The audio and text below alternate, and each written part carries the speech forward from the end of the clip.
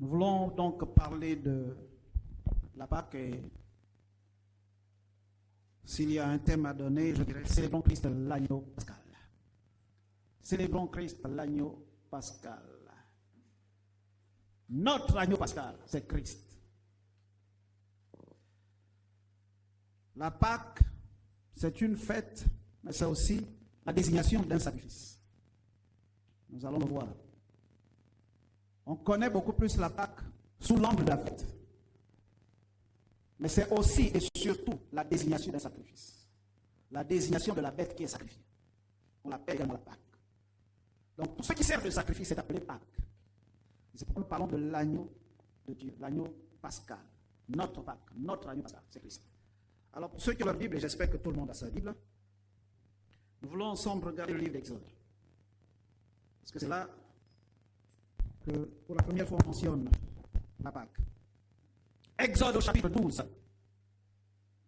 Les plus disciplinés sont déjà debout. Les moins disciplinés sont assis.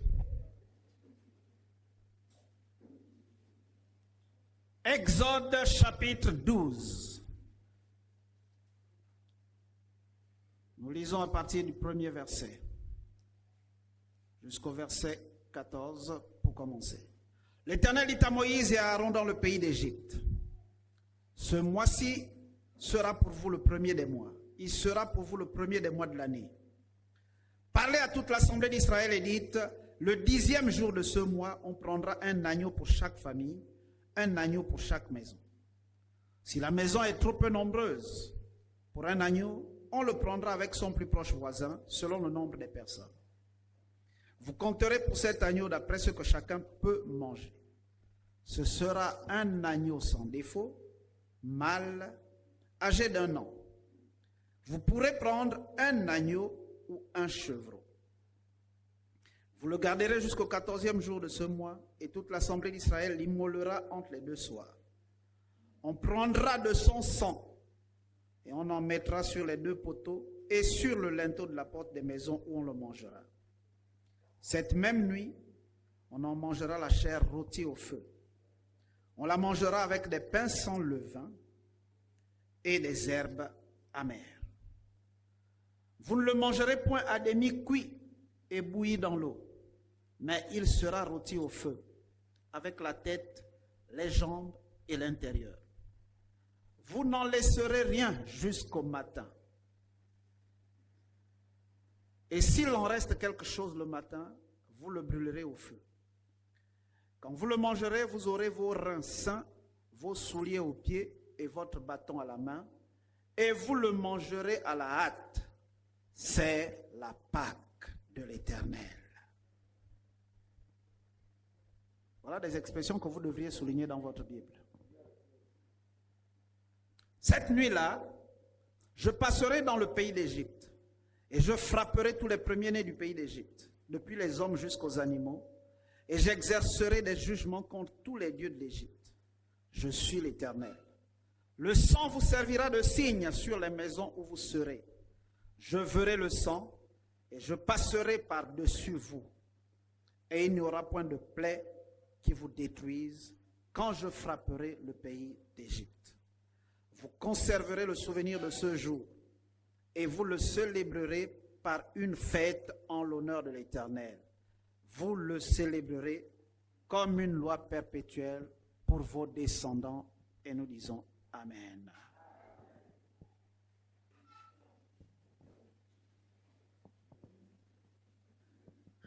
Quand vous lisez votre Bible, il faut parfois souligner certaines choses.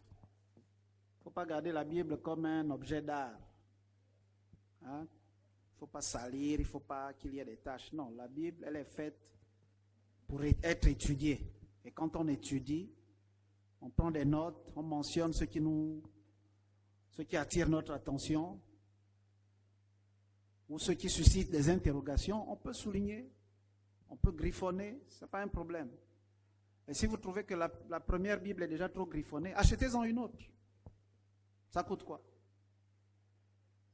Ça vous fait quoi? Si vous avez 2, 3 Bibles, ça fait quoi? Si vous avez 4, 5 téléphones, pourquoi pas 2, 3 Bibles? Et la Bible, comparée au téléphone, qu'est-ce qui coûte cher? C'est clair. Donc, même le téléphone le moins cher, qui est à combien chez nous? C'est quoi, 9, 10 000, c'est ça, non? Bon, environ 10 000. On peut trouver des Bibles à moins de 10 000. Voilà. Donc, ayez des Bibles, achetez des Bibles. Dis à ton voisin, achète une Bible. Dis-lui, achète-en une deuxième. Et même une troisième. Et apprends à lire. Ce n'est pas pour décorer le living.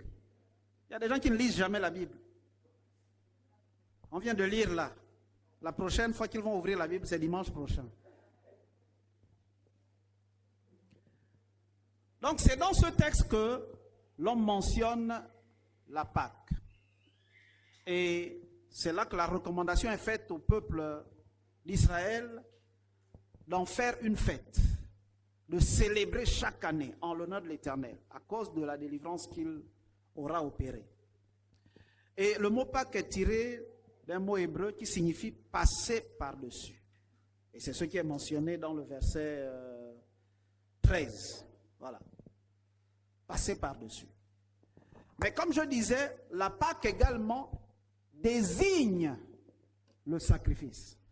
Dans la Pâque, il y avait 2 étapes.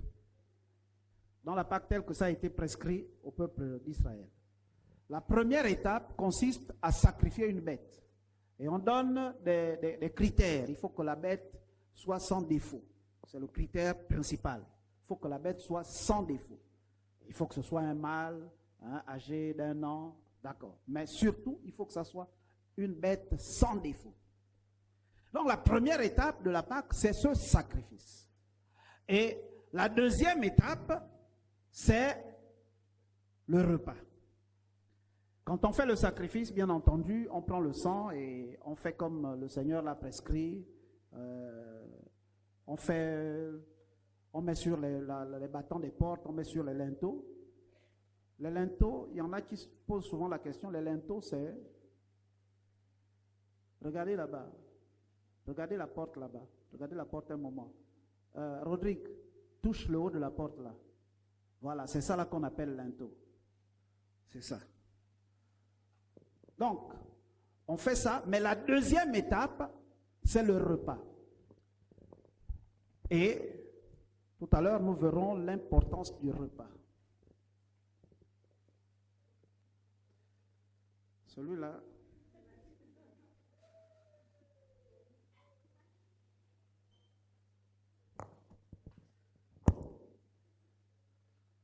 Hébreux 4, 15 nous dit que Christ est ce sacrifice parfait. Il était sans défaut. Et c'est pourquoi nous disons que lui, il est notre Pâque. La Pâque, à l'époque du peuple d'Israël en Égypte, c'était un agneau, c'était un chevreau, donc le petit d'une brebis ou le petit d'une chèvre. C'est ce qu'ils appelaient Pâques. Et ils ont continué à célébrer ça après la sortie d'Égypte, même dans le désert, ils ont continué, même après. Même lorsqu'ils ont été déportés en exil, certains se retrouvaient en Babylone, à la Babylone par exemple, certains ils se regroupaient par 20, par 30 et ils célébraient la Pâque.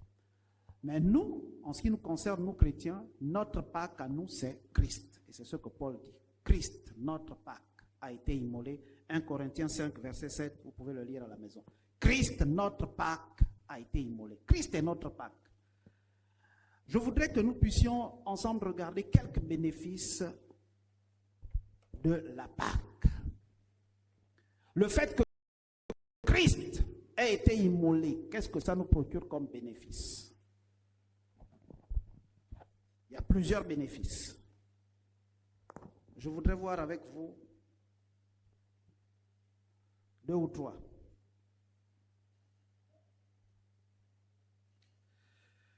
Le premier bénéfice, bien aimé, c'est que la Pâque symbolise la libération de l'emprise du péché. La Pâque nous libère du péché. La Pâque met fin à l'esclavage du péché. Ce qui s'est fait, c'est que Christ lui qui était parfait, lui qui était sans péché, il a pris notre place. Et la Bible dit, vous le savez que sans sacrifice de sang, si le sang ne coule pas, le péché ne peut être ôté. C'est ce que l'auteur aux Hébreux nous dit, Hébreux 9, 22. Sans sacrifice de sang, il n'y a pas de pardon pour le péché. Sans effusion de sang, le péché demeure. Nous sommes toujours sous le poids du péché. Mais comme Christ est allé à la croix, il a pris notre place, les amis, il a versé son sang, eh bien, il a le pouvoir justement de nous délivrer du péché. Christ, c'est pourquoi Jean-Baptiste, lorsqu'il le voit passer, il dit à ses disciples, voici l'agneau de Dieu qui couvre le péché du monde. C'est ça? N'est-ce pas? Il y en a qui ont dit oui.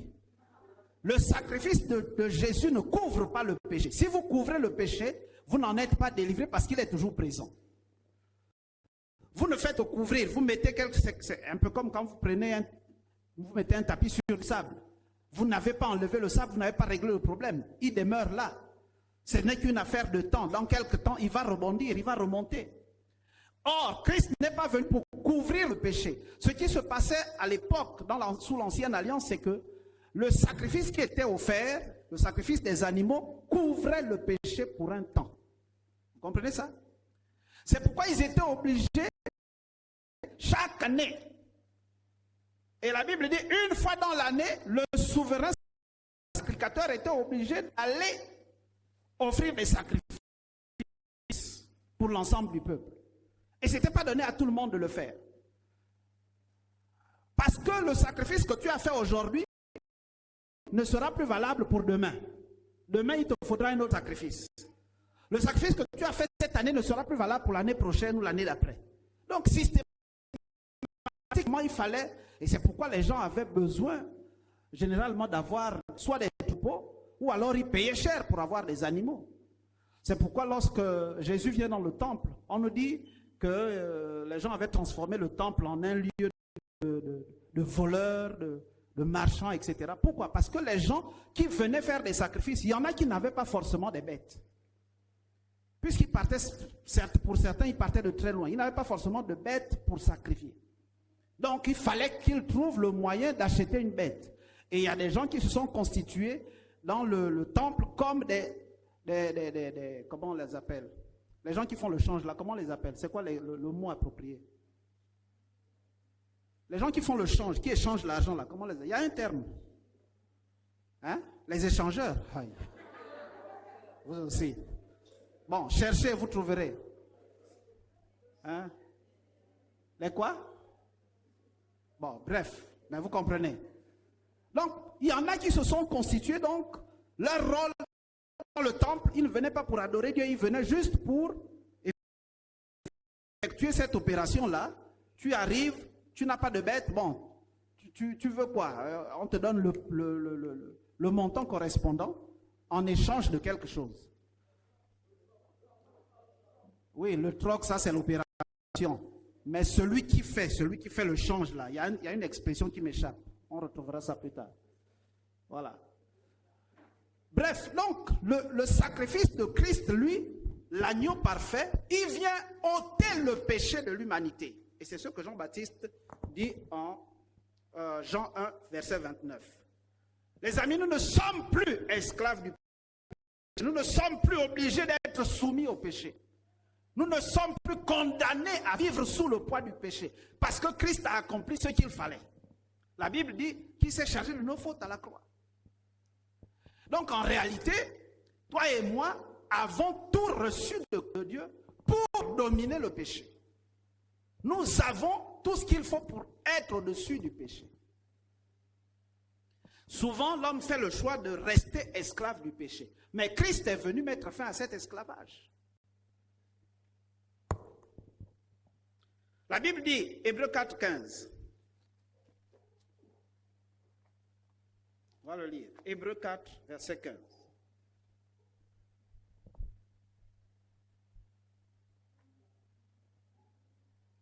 Car nous n'avons pas un souverain sacrificateur qui ne puisse compatir à nos faiblesses. Au contraire, il a été tenté comme nous en toutes choses, sans commettre de péché. Il a été tenté comme nous en toutes choses, mais il n'a point commis de péché. Il a été tenté comme nous, comme toi et moi, en toutes choses. Donc il n'y a pas une catégorie de péché qui est réservée à toi et une autre catégorie de péché qui est réservée à l'autre. Christ a subi les mêmes tentations que toi et moi. Et peut-être même plus. Mais la Bible dit qu'il a dominé. Il n'a point cédé. Donc toi et moi ne sommes plus obligés de céder. Quand l'Éternel interpelle Caïn, qu'est-ce qui se passe? Qu'est-ce qu'il lui dit? Quand il interpelle Caïn dans le jardin, à l'époque. Ouais, qu'est-ce qu'il lui dit? Le péché se couche à ta porte. Le péché est là devant toi, mais toi domine. Ça veut dire, Dieu est conscient que tu as en toi la capacité de dominer. Et parce que Christ est mort, nous avons tous la capacité de dominer le péché. Alors, s'il y a quelqu'un qui croupit encore sous le poids du péché, ce matin, sache que l'œuvre de Christ, c'est une œuvre parfaite. Et la grâce de Christ est disponible pour te donner la capacité de dominer sur le péché. Sois libéré. Sois libéré du péché, bien-aimé. Sois libéré du poids du péché ce matin. C'est pourquoi il est bizarre, il est curieux de voir les gens qui continuent à traîner les péchés d'il y a 10 ans, 15 ans. C'est-à-dire, il y a 15 ans, il a commis un forfait, et puis il a rencontré peut-être Christ, ou bien il était même déjà en Christ. Sinon, quand il a rencontré Christ, il a demandé pardon, il a fait tout ce qu'on... Il est même passé par les autres baptêmes, etc. On lui a récité les Écritures. N'empêche qu'aujourd'hui encore, il vit toujours sous le poids de ce péché d'il y a 15 ans. C'est la méconnaissance de la parole de Dieu. C'est l'ignorance de l'œuvre accomplie par Christ. Il y en a qui choisissent de vivre sous la culpabilité. Et Satan aime ça, nous faire croire que nous sommes condamnés. Jésus a triomphé du péché sur la croix. Il a payé le prix pour nous. Donc tu n'as plus besoin d'être esclave, de te rendre esclave d'un péché quelconque. Tu as le pouvoir de dominer sur le péché. Alléluia. Deuxième bénéfice, c'est que la Pâque symbolise la délivrance de toute puissance d'oppression. Toute puissance qui nous opprime. Toute puissance occulte, toute puissance démoniaque. La Pâque, c'est la délivrance. Exode chapitre 12, nous y restons. Au verset 31. Exode chapitre 12. Verset 31 à 33. Dans la nuit même, Pharaon appela Moïse et Aaron et leur dit, levez-vous, sortez du milieu de mon peuple, vous et les enfants d'Israël. Allez, servez l'Éternel comme vous l'avez dit. Prenez vos brebis et vos bœufs comme vous l'avez dit. Allez et bénissez-moi. Verset 33. Les Égyptiens pressaient le peuple et avaient hâte de le renvoyer du pays, car ils disaient, nous périrons tous. Et puis, voyez, donc, à cause de ce sacrifice, Dieu a dit, vous mettez le sang, ce sera un signe, et quand je vais venir pour détruire l'Égypte, pour détruire les premiers-nés, je ne vous toucherai pas. Dans un autre verset, on a dit, le destructeur ne pourra pas vous atteindre. Donc l'ange de destruction, l'ange de la mort, qui passera par là, en voyant le signe du sang, saura que ça c'est une maison qu'il ne faut pas toucher. Et donc, ce qui s'est passé, c'est que dans toutes les maisons des Égyptiens, tout premier-né est décédé. Tout premier-né. Si c'est un enfant, premier-né, mâle, il est mort. Si c'est les animaux, premier-né, il est mort. Poule, premier-né, il est mort. Tout premier-né en Égypte est mort. Les Israélites habitaient où à ce moment-là? Ils étaient à Canaan. Ils étaient où? Ils étaient où? Où ça? Goshen, c'est en Égypte. C'est en Égypte. La Bible dit que la mort a frappé toutes les maisons de l'Égypte. Donc, Goshen est dans l'Égypte. Et j'imagine que ceux qui auraient méprisé la recommandation du Seigneur, ceux qui auraient méprisé l'instruction, qui auraient négligé, banalisé, comme nous aimons à le faire, quand nous recevons du Seigneur une instruction, il est important de l'appliquer à la lettre. Quand nous recevons de Dieu une instruction, il est indispensable de l'appliquer à la lettre. Sinon, on ouvre la porte à l'ange destructeur. Donc, j'imagine que ceux qui auraient pu banaliser cette instruction, quoique étant à Goshen, auront été visités par l'ange destructeur. Parce que le signe, ce n'est pas le territoire. C'est pas ça. Dieu n'a pas dit que je reconnaîtrai que vous êtes à Goshen et je ne vous toucherai pas.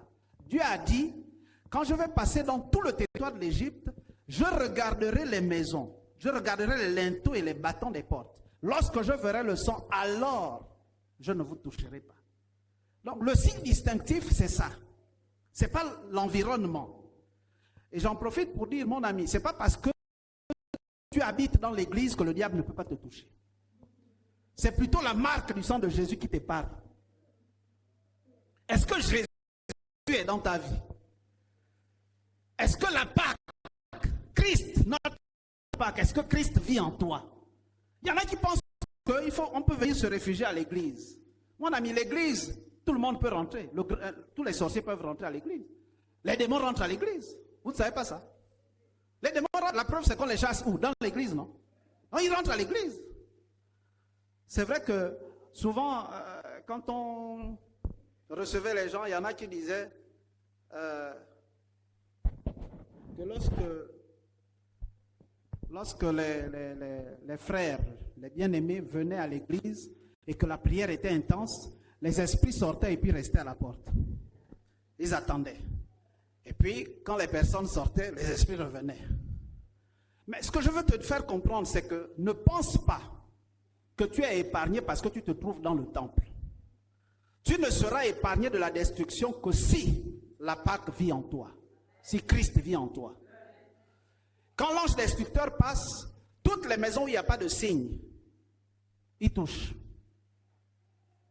Bien aimé, parce que la Pâque a été accomplie, eh bien, tu as le pouvoir de dominer désormais sur les démons.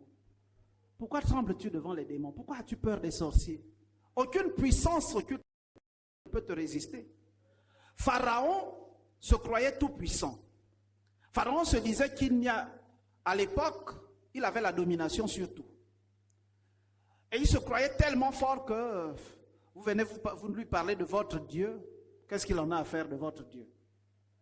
La preuve, c'est que vous tendez votre bâton qui se transforme en serpent. Lui aussi, il tend ses bâtons qui se transforment en serpent. Il a aussi ses petits gris-gris. Il a ses petits démons aussi qui sont à son service. Donc, quand vous faites ce que vous faites là, vous ne l'impressionnez pas. Et c'est pourquoi, pendant toutes les plaies, jusqu'à la 9e plaie, c'est vrai, au départ, Pharaon est effrayé, mais après, banalise, il dit, oh, c'est rien ça. Mais il a fallu que la Pâque intervienne pour que Pharaon comprenne que là, on ne peut plus. Et la Bible dit, ils étaient pressés de les chasser. Ce sont eux qui ont pressé le peuple d'Israël de sortir. Partez, partez, partez, sortez, prenez tout. Rappelez-vous qu'au départ, quand Moïse leur disait à Pharaon, nous allons aller adorer notre Dieu, il leur a proposé, bon écoutez, vous partez, vous laissez les femmes et les enfants. Après, il dit, non, non, bon, vous partez, mais vous laissez les animaux. Moïse leur a dit, si nous on doit partir, c'est et nous-mêmes, nos femmes, nos enfants et tous nos animaux. Parce que pour adorer notre Dieu là, il nous faut des sacrifices. Et ce sont ces animaux qui nous servent de sacrifices. Mais Pharaon méprisait tout ça jusqu'à ce que la Pâque intervienne. Sans la Pâque, mon ami, tu es toujours sous l'emprise des démons. Mais la Pâque te donne la domination. C'est pourquoi Jésus a dit en Luc 10, 19, il dit, voici, je vous ai donné le pouvoir de marcher sur les serpents, sur les scorpions et sur toute la puissance de l'ennemi. Et rien ne peut vous nuire.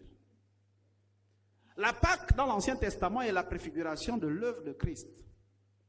Donc, parce que Christ a été à la croix et qu'il a dominé de la mort, il a dominé sur la mort, il a dominé sur la maladie, il a dominé sur les démons, parce que le démon de mort pouvait le maintenir dans le tombeau, mais ils n'ont pas été capables.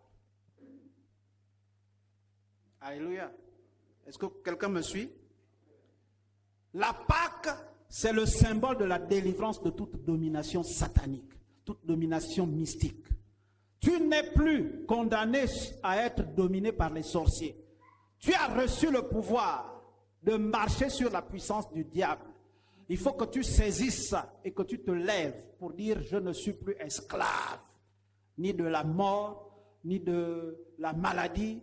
Je ne suis plus esclave de la malédiction parce que le prix a déjà été payé et je suis désormais libre. Exode 14, au verset 28. Voilà ce qui arrive. Si tu es conscient de l'œuvre que Christ a accomplie pour toi, voilà ce qui arrive. Exode 14. Les eaux revinrent et couvrirent les chars, les cavaliers et toute l'armée de Pharaon qui était entrée dans la mer après les enfants d'Israël, et il n'en échappa pas un seul. Voilà ce qui se passe. C'est que, parce que Christ est en toi, ta Pâque, Christ, la Pâque qui a été immolée, qui vit en toi. Si les oppresseurs veulent insister pour chercher à t'anéantir, eh bien, ils seront eux-mêmes engloutis. Tout oppresseur qui cherche à atteindre et à anéantir un enfant de Dieu, en qui Christ vit, sont appelés à être engloutis, à être anéantis. Et il faut que tu sois conscient de ça. Tu n'as pas à avoir peur. Pourquoi as-tu peur? Tu es au-dessus des démons. La Bible dit que nous avons, vous savez que les anges, en dehors des anges déchus qu'on appelle démons, mais les autres anges qui sont au service de Dieu, vous savez que les anges reçoivent les ordres de nous, non? Hein? Vous ne le saviez pas? Les anges là, c'est de nous qu'ils reçoivent les ordres. Maintenant, dites-moi, je vous pose simplement la question. Qui est appelé à donner un ordre? Qui est appelé à donner un ordre? N'est-ce pas une autorité? Est-ce que ton subalterne peut te donner un ordre? Si quelqu'un donne des ordres, c'est qu'il a une position d'autorité. Et qui reçoit les ordres? C'est le subalterne. Je ne suis pas en train de dire que les anges sont négligeables, ils sont petits, c'est des watch. Non, c'est pas ça. Mais je suis en train de dire que si Dieu nous a donné la possibilité de donner des ordres aux anges, ça veut dire que nous avons une position très élevée. Et c'est nous-mêmes qui ignorons ça. Les anges sont à notre service, ils attendent nos ordres. Si les anges qui sont au service de Dieu reçoivent de nous les ordres, vous croyez que les démons qui sont inférieurs aux anges ne peuvent pas obéir aux ordres qu'on leur donne? Pourquoi avez-vous peur de faire des délivrances? La délivrance, c'est quoi? C'est des ordres qu'on donne aux démons. C'est rien d'autre que ça. Hein?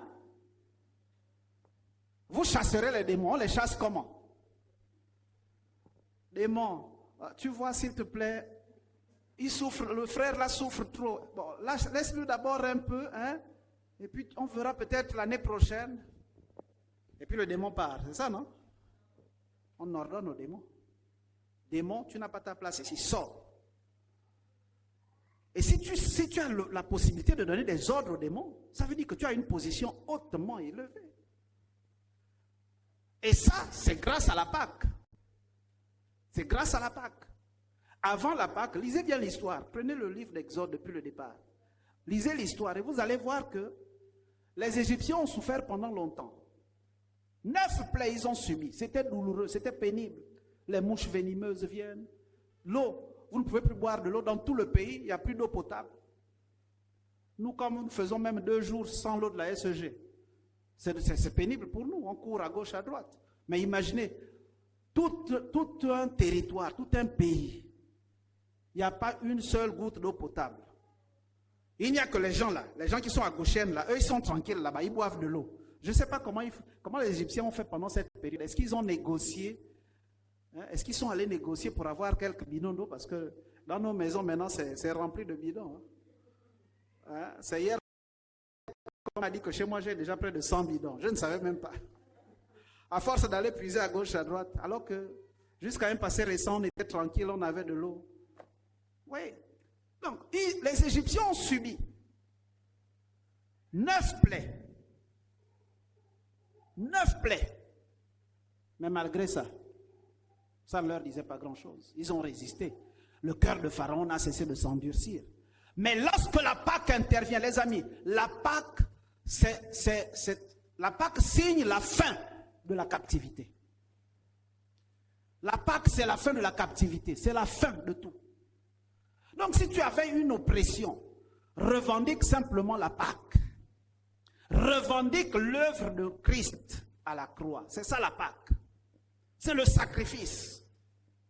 Et ensuite, il y a le repas. C'est pourquoi vous voyez la table là. C'est les deux étapes, les deux symboles. Il y a le sacrifice que Christ a déjà accompli à la croix. On ne le refait pas, il a été fait une fois pour toutes. Mais ensuite, il y a le repas qui symbolise la communion. Et chaque fois qu'on fait, comme Christ le dit, comme l'Éternel l'a dit avant, dans Exode, en mémoire d'eux, en souvenir d'eux, on le fait systématiquement en souvenir de ce que Dieu a fait. Donc la Pâque vient sonner la fin de la captivité. Tu n'es plus esclave de toute puissance satanique. Même si dans la famille, il y avait soi-disant un grand sorcier que tout le monde redoute. Tout le monde peut trembler devant lui sauf toi. Toi, tu ne dois plus trembler devant lui. Parce que tu as une position plus élevée. La Bible dit, si Dieu est pour nous, qui sera contre nous? Ils te feront la guerre, mais ils ne te vaincront pas. Ils viendront contre toi par un chemin, ils repartiront par 7 chemins. Sois conscient, frère, sœur. La Pâque te donne le pouvoir. Et si quelqu'un veut insister, absolument te nuire, il va mourir. Vous savez, parfois, c'est une parenthèse que j'ouvre, que je vais refermer. Parfois, là, dans certaines familles, quand vous êtes consacré au Seigneur, et quand vous êtes conscient de votre position en Christ, quand vous êtes conscient du pouvoir que vous avez en Christ, ne vous étonnez pas parfois de ce qui arrive à certaines personnes. Vous entendez, oh, tel, au moment où il voulait sortir, boum, un véhicule l'a fauché. Parfois, c'est à cause de vous. Vous entendez, oh, tel, comme j'ai entendu hier, bizarrement, sa maison a pris feu. Parfois, c'est à cause de vous. Parce que quiconque vous touche à la prunelle de l'œil de Dieu. Vous êtes tellement précieux pour Dieu qu'il ne permet pas que n'importe qui vous touche.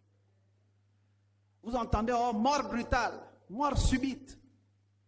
Oh, il a eu mal à la tête la nuit et puis il est mort. Parfois, c'est à cause de vous. Je ne suis pas en train de vous dire qu'il faut aller prier pour que les gens meurent. C'est pas ça. Mais vous devez être conscient de votre pouvoir en tant qu'enfant de Dieu désormais. Christ vit en vous et Christ en vous, c'est la puissance, c'est l'autorité, c'est la domination, c'est le feu. C'est le feu.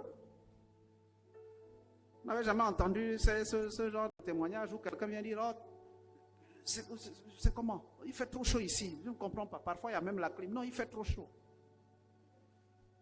C'est des gens qui ont... Dans ma maison, une fois, on a reçu quelqu'un en vacances. Et puis, c'était une jeune fille, une ado de 14-15 ans. Et un jour, un soir, mon épouse et moi, on rentre pendant qu'on est dans notre chambre en train de prier. On entend du bruit. Commence à faire du bruit au salon. Non, non, j'en ai marre, j'en ai marre. Et quand on lui demande, mais qu'est-ce qui se passe? Elle commence à me dire, vous m'énervez. Oui, demandez-lui. Ce n'est pas des choses qu'on a lues dans les livres, c'est ce qu'on a vécu. Vous m'énervez, vous et votre Dieu, vous m'énervez. Mais nous et notre Dieu, on t'a fait quoi? J'en ai marre. Je veux partir d'ici, je ne veux plus. Je ne veux plus.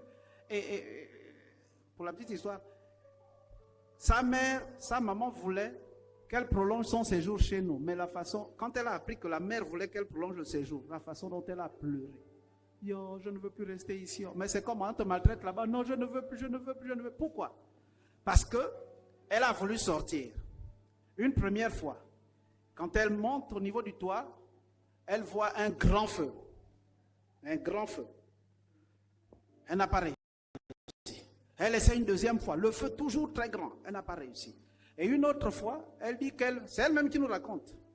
Je crois qu'on avait même écrit tout ça là. C'est quelque part dans nos archives là-bas. Elle dit une autre fois quand elle arrive, quand elle monte, juste là au niveau du toit, elle voit un monsieur très grand avec une très longue machette. Ce sont ses propres termes. Hein. Il dit avec une très longue machette. Et le monsieur l'a menacé. Que toi, si tu essaies encore de faire ça, tu vas voir ce que je vais te faire. Donc c'est comme ça qu'en revenant, elle était tellement en colère contre nous et contre notre Dieu. Et puis bon, on a prié, on a chassé les démons. Oui.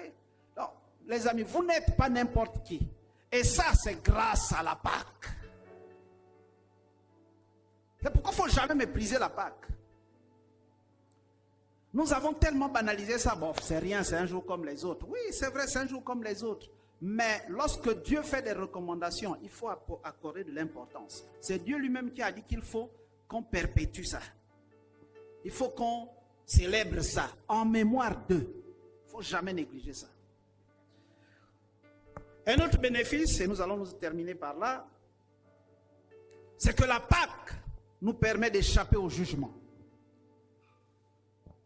La Pâque nous permet d'échapper au jugement divin. Au verset 23, d'Exode 12 toujours, il est écrit, quand l'Éternel passera pour frapper l'Égypte et verra le sang sur le linteau et sur les deux poteaux, l'Éternel passera par-dessus la porte et il ne permettra pas aux destructeurs d'entrer dans vos maisons pour frapper. Ce que le Seigneur a ordonné ici, c'était parce qu'il avait résolu d'exercer le jugement contre les Égyptiens. Lorsque Dieu décide de juger, vous savez que tôt ou tard, les hommes sont appelés à passer en jugement. Ce qui nous permet d'échapper au jugement, c'est justement l'œuvre de Christ, c'est la Pâque. Le sang de Christ, c'est un gage pour échapper à la colère de Dieu. C'est un sceau, c'est comme un sceau. C'est pourquoi il ne faut pas mépriser l'œuvre de la croix. Le sang a coulé à Golgotha. Lorsque Jésus met en place la scène, il dit ceci, 1 Corinthiens. Il dit ceci, 1 Corinthiens chapitre 11 que nous connaissons, verset 25, verset 23, dans la nuit il fit le du pain, verset 24, après avoir rendu grâce, il le rompit et dit, ceci est mon corps qui est rompu pour vous, faites ceci en mémoire de moi. De même, après avoir soupé, il prit la coupe et dit, cette coupe est la nouvelle alliance en mon sang, faites ceci en mémoire de moi, toutes les fois que vous en boirez. Verset 26. Car toutes les fois que vous mangez ce pain et que vous buvez cette coupe, vous annoncez la mort du Seigneur jusqu'à ce qu'il vienne. C'est pourquoi celui qui mangera le pain ou boira la coupe du Seigneur indignement sera coupable envers le corps et le sang du Seigneur. Que chacun donc s'éprouve soi-même et qu'ainsi il mange du pain et boive de la coupe. Car celui qui mange et boit de la coupe et boit sans discerner le corps du Seigneur mange et boit un jugement contre lui-même. C'est pour cela qu'il y a parmi vous beaucoup d'infirmes, de malades, et qu'un grand nombre sont morts. 1 Corinthiens 11, 25 à 30. Le jugement de Dieu s'abat sur tous ceux qui méprisent l'œuvre de Christ. La colère de Dieu est réservée à tous ceux qui méprisent l'œuvre de Christ. Beaucoup sont déjà condamnés, quoique vivants encore. Ils sont debout, ils font tout ce qu'ils font, mais en réalité, ils sont déjà sous la colère, sous la coupe de la colère de Dieu. Simplement parce qu'ils n'ont pas reconnu l'œuvre de la croix.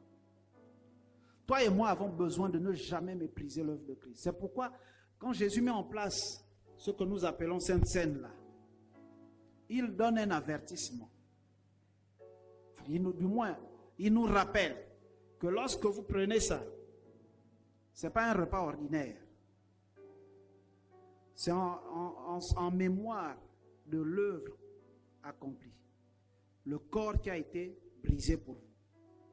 Le corps qui a été meurtri pour vous. Le corps qui a été blessé pour vous. Et le sang qui a été versé. Ce sang, c'est le sang de la nouvelle alliance. Une nouvelle alliance a été tissée avec Dieu. Comme je disais au départ, sous l'ancienne alliance, il fallait répéter le sacrifice. Il fallait recommencer. Chaque fois qu'il y avait quelque chose, il fallait recommencer. Aujourd'hui, nous n'avons plus besoin de sacrifier qui que ce soit, ni quoi que ce soit. Le seul, vous savez que certains ont même choisi de sacrifier leurs enfants. Hein? Au dieu Moloch. La Bible parle de ceux qui avaient choisi de sacrifier leurs enfants à Moloch. En se disant, bon, quand on fait le sacrifice, bon, on sera non seulement épargné, mais on sera béni. Les gens cherchent la bénédiction, les gens cherchent la prospérité, et ils pensent, c'est pourquoi certains continuent jusqu'à ce jour à livrer, à sacrifier des gens dans leur famille en croyant que c'est la garantie de la prospérité. On a déjà sacrifié X. Vous savez, je parle des choses que je rencontre. On a reçu quelqu'un qui est venu nous dire, non, là, c'était il n'y a pas très longtemps, à l'époque d'un ministre qui occupait, bref, je ne vais pas vous donner les noms, mais il est venu un dimanche à l'église, on était à AVA, et comme les pasteurs étaient occupés, j'étais en stage, je l'ai reçu, on m'a demandé de le recevoir avec un autre frère, et il va nous dire, en fait il était en train de fuir les représailles, parce qu'il était dans un cercle avec les gens là. Il travaillait pour un membre du gouvernement, et puis donc ils étaient dans leur cercle. Et il va nous dire qu'il avait déjà livré plusieurs personnes. Il avait déjà sacrifié, je crois, une tante, un neveu, un enfant. Il avait sacrifié près de 5-6 personnes. Et là, on lui exigeait de sacrifier sa mère. Et c'est quand on lui demande de sacrifier sa mère qu'il va dire non, là je ne peux plus. Donc il court à l'église pour trouver refuge. Il dit non, mais j'aime trop ma mère, moi je ne sais plus, je ne peux plus. Pourquoi? Parce qu'on lui a fait croire qu'à force de sacrifier les gens, eh bien, tu vas prospérer, tu seras à l'aise, tu auras ceci, tu auras cela. Il y en a qui pensent que nous, on n'a pas besoin de sacrifier. Le sacrifice a déjà été accompli. Le sacrifice de Jésus suffit. Ne cherchons pas la prospérité en tuant les gens, en sacrifiant nos enfants ou nos petits-enfants. Christ a déjà payé le prix pour que tu sois prospère. Christ a payé le prix pour que tu sois en bonne santé. Christ a payé le prix pour que tu évolues. Pour que tu aies du travail. Il ne faut pas aller chercher la femme chez le Kanga. Christ a payé le prix pour que tu trouves la femme. Christ a payé le prix pour que tu trouves le mari. En Christ, nous avons tout. Donc, la Pâque, c'est la garantie de du fait que nous pouvons échapper au jugement divin. Et puis, on termine avec ça, Romains chapitre 14.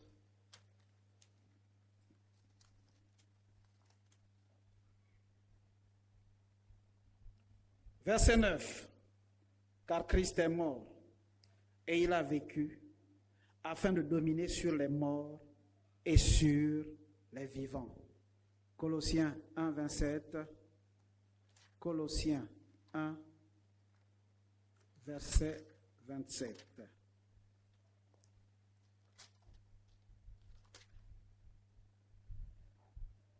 À Dieu qui a voulu nous faire connaître quelle est la glorieuse richesse de ce mystère parmi les païens, savoir Christ en vous, l'espérance de la gloire. Colossiens 1, verset 27.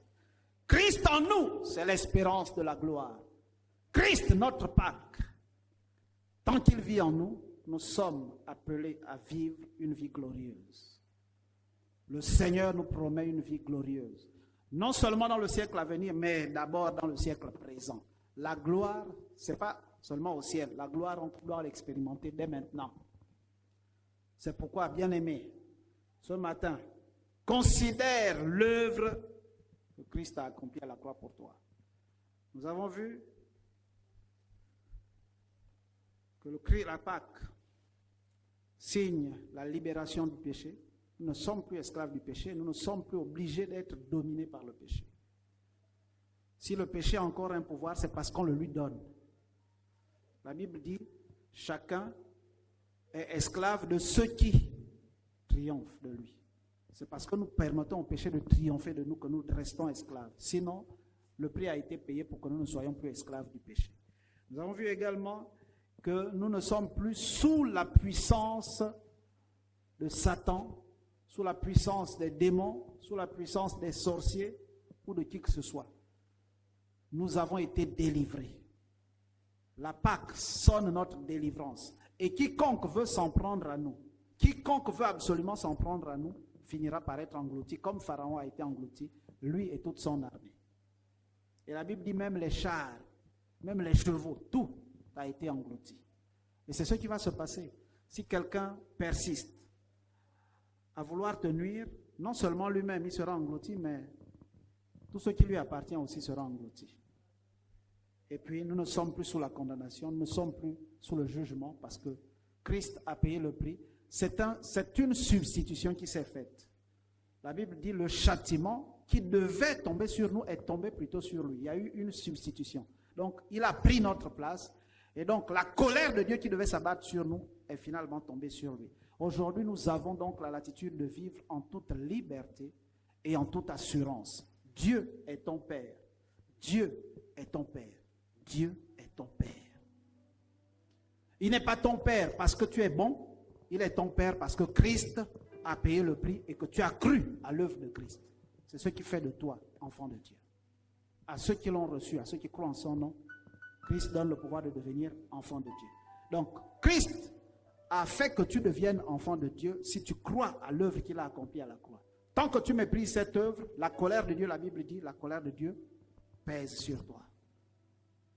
Tous ceux qui n'ont pas Christ, tous ceux qui ne reconnaissent pas l'œuvre de Christ, tous ceux qui ne laissent pas Christ vivre en eux, la colère de Dieu demeure sur eux. Mais si tu reconnais cette œuvre, si tu laisses Christ vivre et agir en toi, la colère de Dieu s'éloigne de toi. Tu n'es plus sous le coup du jugement de Dieu. Christ en toi, l'espérance de la gloire. Alléluia. Nous voulons donc prier. Je voudrais, dans un premier temps, que nous puissions ensemble élever nos voix et bénir le Seigneur pour la Pâque. Il a délivré son peuple en Égypte. Mais, dans le Nouveau Testament, la Pâque, c'est la mort et la résurrection de Christ. Merci parce que Christ est mort et surtout merci parce qu'il est revenu à la vie. En revenant à la vie, il a brisé tout pouvoir. Et il nous a donné l'autorité, il nous a donné le pouvoir, la domination. Alors élève ta voix et commence à remercier le Seigneur.